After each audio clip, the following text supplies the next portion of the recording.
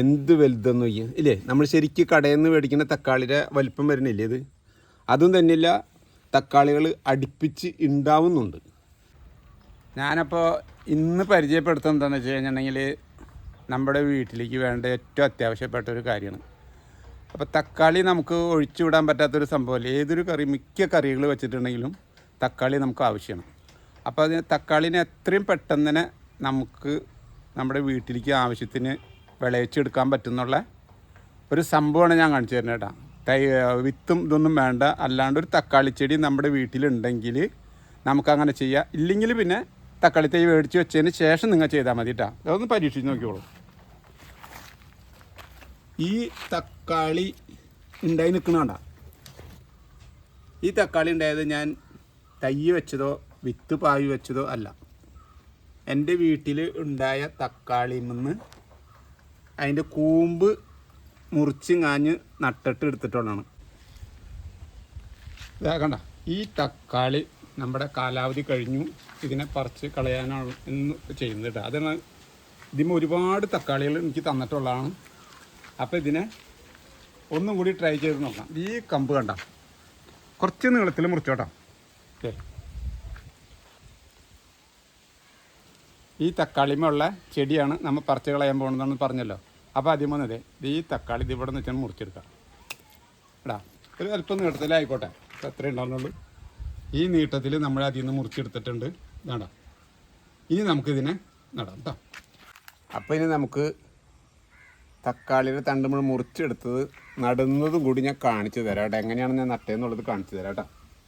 നടാനായിട്ട് നമ്മൾ എടുത്ത് ഇതാണ്, കുറച്ച് ചാണം എടുത്തിട്ടുണ്ട്, ഒരു സ്വല്പം ഒരു തണ്ടിനുള്ള നമ്മുടെ വേപ്പും പിണ്ണാക്ക് എടുത്തിട്ടുണ്ട്, മണ്ണ് എടുത്തിട്ടുണ്ട്, പിന്നെ നമ്മുടെ കരിയില ഇടണമെന്നുണ്ടെങ്കിൽ ഇടാം. ഞാനിപ്പോൾ ഇടുന്നത് വാഴര തണ്ടാണ്. വാഴര തണ്ടൊക്കെ ഏറ്റവും നല്ലതാണ്, നമ്മുടെ ചെടികൾ നടുമ്പോൾ ഇടുന്നത് ഏറ്റവും നല്ലതാണ് കേട്ടോ. അതൊക്കെ നല്ല വളമുള്ളതാണ്. അപ്പോൾ ഇത് നമുക്ക് നടുന്ന രീതി ഞാൻ കാണിച്ചു തരാം. അതെ, ആദ്യം തന്നെ നമ്മൾ ഗ്രോ ബാഗ് എടുക്കുക. ഗ്രോ ബാഗ് എടുത്തു കഴിഞ്ഞാൽ ഇതൊക്കെ ഞാൻ മുമ്പ് പച്ചക്കറികൾ നട്ടിട്ടുള്ള ഗ്രോ ബാഗുകളാണ്. ആദ്യം തന്നെ വാഴത്തണ്ട് നമ്മൾ ചെറുതായിട്ടൊന്ന് മുറിച്ച് വെച്ചിട്ടുള്ളത് അതിൻ്റെ ഉള്ളിലേക്ക് ചെറുതായിട്ട് ഇങ്ങനെ ഒതുക്കി കൊടുക്കുക കേട്ടോ. ഒതുക്കി കൊടുത്ത് വാഴത്തണ്ട് കുറച്ച് കൂടുതലും കുഴപ്പമൊന്നുമില്ല കേട്ടോ, കാരണം മണ്ണിടുമ്പോൾ അത് അമങ്ങിപ്പോണതാണ്.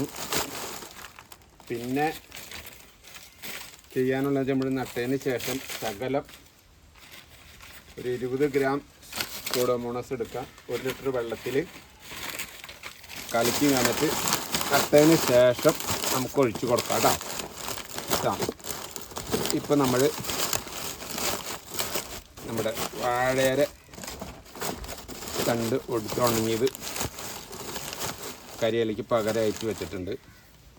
അപ്പോൾ ഈ മണ്ണ് നമ്മുടെ എന്ന് വെച്ചിട്ടുണ്ടെങ്കിൽ ഇതും ഞാൻ മുന്നേ പച്ചക്കറികൾ നട്ട മണ്ണ് തന്നെയാണ്. അതിൽ അത്യാവശ്യത്തിനുള്ള വളങ്ങളൊക്കെ ഇതിൻ്റെ ഉള്ളിലുണ്ട്. നോക്കിക്കഴിഞ്ഞാൽ കാണാൻ പറ്റും നിങ്ങൾക്ക്, എല്ലാ വളങ്ങളും ഇതിൻ്റെ ഉള്ളിലുണ്ട് കേട്ടോ. അപ്പോൾ നമുക്ക് വേപ്പിൻ പിണ്ണാക്കാണത്. അപ്പോൾ അതിൻ്റെ ഉള്ളിൽ കൂടെ ചാണകവും മണ്ണും കൂടി ഒന്ന് മിക്സ് ചെയ്യാം കേട്ടോ. ചാണകം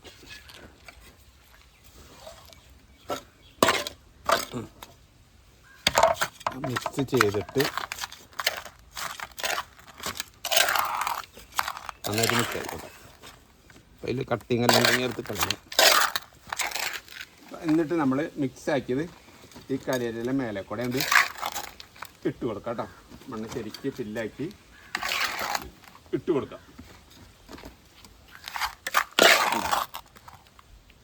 ഇതൊക്കെ നമുക്ക്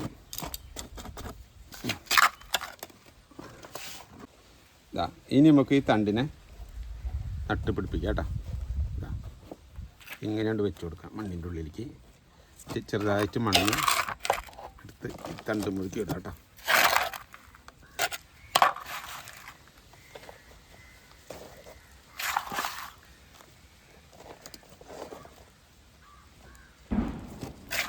ഇതേമാതിരി വെച്ച് കൊടുക്കാം.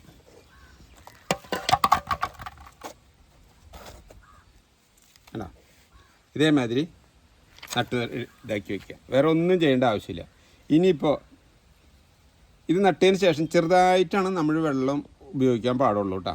മണ്ണ് നനഞ്ഞിരിക്കണമെന്ന് മാത്രം. കുതിർന്ന് കണ്ടമാനം അതുകൊണ്ട് നമ്മളിത് കട്ട് ചെയ്തെടുത്തതിൻ്റെ പേരിൽ അതിന് ചീച്ചൽ പറ്റി പോകാനുള്ള അവസരം കൊടുക്കാതെ ചെറുതായിട്ട് സൂഡോമോണസ് കലക്കിയ വെള്ളം ചെറുതായിട്ടൊന്ന് ഈ ഭാഗത്തൊന്ന് ഒഴിച്ചു കൊടുക്കുക. അങ്ങനെ ഞാൻ നട്ട് വളർത്തി എടുത്ത തക്കാളികളാണ് ഈ കാണുന്നത്. ഓക്കെ, എന്ത് വലുതെന്ന് നോക്കിയാൽ ഇല്ലേ, നമ്മൾ ശരിക്കും കടയിൽ നിന്ന് മേടിക്കുന്ന തക്കാളിയുടെ വലിപ്പം വരുന്നില്ലേ ഇത്. അതും തന്നെയില്ല, തക്കാളികൾ അടുപ്പിച്ച് ഉണ്ടാവുന്നുണ്ട്. ഇതേ ഇപ്പം മുഴുവൻ ഇതേ പൂത്ത് വരുന്നു. ഇവിടെ ഇതേ തക്കാളി വേറെ ഉണ്ടായി വരുന്നു. ഇതൊക്കെ തൈകൾ പൂത്ത് വരുന്നു. അപ്പം നമ്മൾ തക്കാളിച്ചെടി വീട്ടിലുണ്ടെങ്കിൽ ഇങ്ങനെ ചെയ്ത് കഴിഞ്ഞാൽ 100% ഞാനിത് പ്രാബല്യത്തിലാക്കിയതിന് ശേഷം മാത്രമാണ് ഈ വീഡിയോ ചെയ്യുന്നത് കേട്ടോ. ഇപ്പം നമ്മൾ അങ്ങനെ കുറച്ച് തണ്ട് വലുതെടുത്ത് ആണ് ഞാൻ കാണിച്ച് തന്നിട്ടുള്ളത്. പിന്നെ ഞാൻ എന്താ ചെയ്തതെന്ന് വെച്ചാൽ ഇങ്ങനെ നട്ട് കഴിഞ്ഞിട്ടുണ്ടെങ്കിലും പിടിക്കുമെന്ന് അറിയാൻ വേണ്ടിയിട്ട് അതിൽ നിന്ന് വീണ്ടും തണ്ടുകൾ ഞാനെടുത്ത് ഓരോന്ന് കുത്തി ഇതിൽ തന്നെ. അതെന്താണെന്ന് വെച്ച് കഴിഞ്ഞിട്ടുണ്ടെങ്കിൽ പൊടിക്കുമെന്ന് അറിയാൻ വേണ്ടിയിട്ട് മാത്രമാണ് കേട്ടോ. ഇതാ ഇങ്ങനെ ഡയറക്റ്റ് എടുത്ത് ഞാൻ കുത്തിയിട്ടുണ്ട്. ഇവിടെ 2 തണ്ട്, അത് രണ്ടും പൊടിച്ചിട്ടുണ്ട്. ഇതാണ് ഇതിൽ ഞാനത് 3-4 തണ്ടുകൾ ഇതൊക്കെ പൊടിക്കുമെന്ന് അറിയാൻ വേണ്ടി കുത്തിയതാണ്. അല്ലാണ്ട് ഇതിൽ നിന്ന് കായ്ഫലം കിട്ടാൻ വേണ്ടിയിട്ട് ഞാൻ കുത്തിയതല്ല.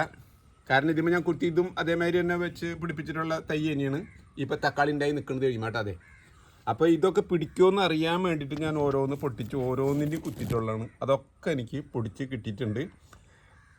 ആകെ കൂടി ശ്രദ്ധിക്കേണ്ടതെന്ന് വെച്ച് കഴിഞ്ഞാൽ നട്ട് കഴിഞ്ഞ് ഇതിനൊരു പൊടിപ്പ് വരുന്നത് ഒരു 2-3 ദിവസം ഇതിൻ്റെ കൂമ്പ് വാടാതെ നിന്ന് കഴിഞ്ഞിട്ട് നമുക്ക് അതിന് ശേഷം നമുക്ക് എന്തും ചെയ്യാം. അത് മാത്രം ശ്രദ്ധിക്കേണ്ട. അപ്പോൾ വെള്ളം ഒഴിക്കുന്നത് നമ്മൾ പ്രത്യേകം ശ്രദ്ധിക്കുക. മണ്ണ് നനവ് വേണം, ചിച്ചിൽ പറ്റാതിരിക്കുക.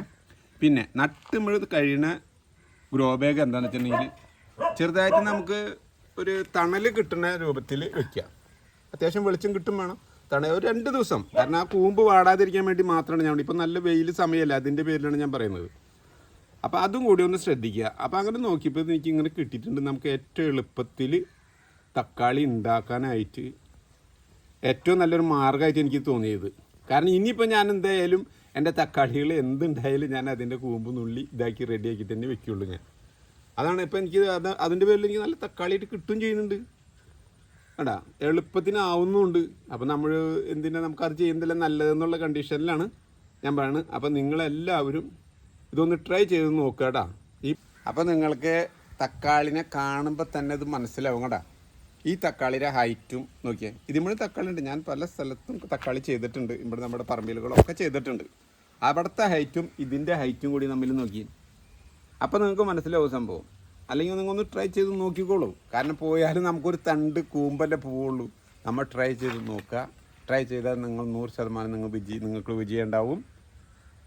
അപ്പോൾ ഇതാണ് തക്കാളിനെ കുറിച്ച് എനിക്ക് പറയാനുള്ളത് ഇപ്പോൾ ഇടാം. അപ്പോൾ എൻ്റെ ചെറിയൊരു വീഡിയോ നിങ്ങൾക്ക് ഇഷ്ടപ്പെട്ടെന്ന് വിചാരിക്കുന്നു. ഇഷ്ടപ്പെട്ട് കഴിഞ്ഞാൽ നിങ്ങൾ ഇഷ്ടപ്പെട്ടിട്ട് അതിനെ ചെയ്യാൻ താല്പര്യമുള്ള ആൾക്കാർ ഉണ്ടെങ്കിൽ അങ്ങനെ നമ്മളൊന്ന് ചെയ്ത് നോക്കുക. ചെയ്ത് നോക്കിക്കഴിഞ്ഞിട്ടുണ്ടെങ്കിൽ നിങ്ങൾക്ക് ഉപകാരപ്രദമാവുമെന്ന് ഞാൻ വിചാരിക്കുന്നു. അപ്പോൾ എൻ്റെ ചെറിയൊരു വീഡിയോ ഇഷ്ടപ്പെട്ടെന്ന് വിചാരിക്കുന്നു കേട്ടോ. ഓക്കെ.